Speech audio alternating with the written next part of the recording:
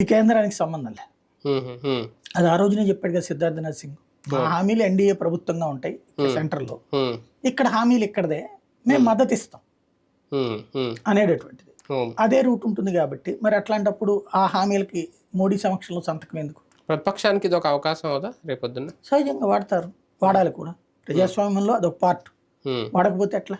హ్మ్. ప్రతిపక్షం అన్నాక అవును. ఆల్రెడీ బిగిన్ చేశారు వాళ్ళు రోజు. హ్మ్. హ్మ్. హ్మ్. ఏ సంతకం మర్చిపోయారా, పెన్ను మిస్ అయిందా, హ్మ్. ఇట్లాంటివన్నీ కూడా. ఓకే. అవును. నేను నా దృష్టిలో ఏంటంటే అంత ఆత్రపట్టం ఎందుకు? ఒక 2 రోజులు ఆగి ఆయన ఛార్జ్ తీసుకునే టైంలో వెయిట్ చేస్తే సరిపోతుందిగా. హ్మ్. ఛార్జ్ తీసుకున్నాక మొట్టమొదటి ఉత్తర్వులు దేని మీద ఇస్తారు? హ్మ్. మేబీ అక్కడ ఇస్తారనుకుంటున్నాను నేను. హ్మ్. ఎందుకంటే ఇది మొత్తాన్ని వేదిక మీద పెట్టుకునేటటువంటి సందర్భంలో ప్రోటోకాల్ ఉంటుంది అనుకుంటున్నాను. హ్మ్. ప్రోటోకాల్ అందువల్లనే పెట్టలేదు అనుకుంటున్నాను నేనైతే. హ్మ్. హ్మ్. ప్రతిపక్షం పోరాటం అనేది జూలై 1 నుంచే మొదలవబోతుందా? ఆయన ఆ రోజు కనుక రూ. 7,000 అకౌంట్‌లో పడకపోతే, పడితే ఓకే.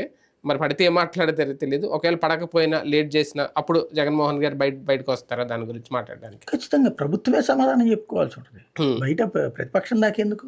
హ్మ్. పవన్ కళ్యాణ్ కూడా చెప్పాల్సి వస్తుంది కదా. హ్మ్. అదే. హ్మ్. అట్లాగే వీళ్ళు బీజేపీ కూడా చెప్పాల్సి వస్తుంది కదా ఇక్కడ.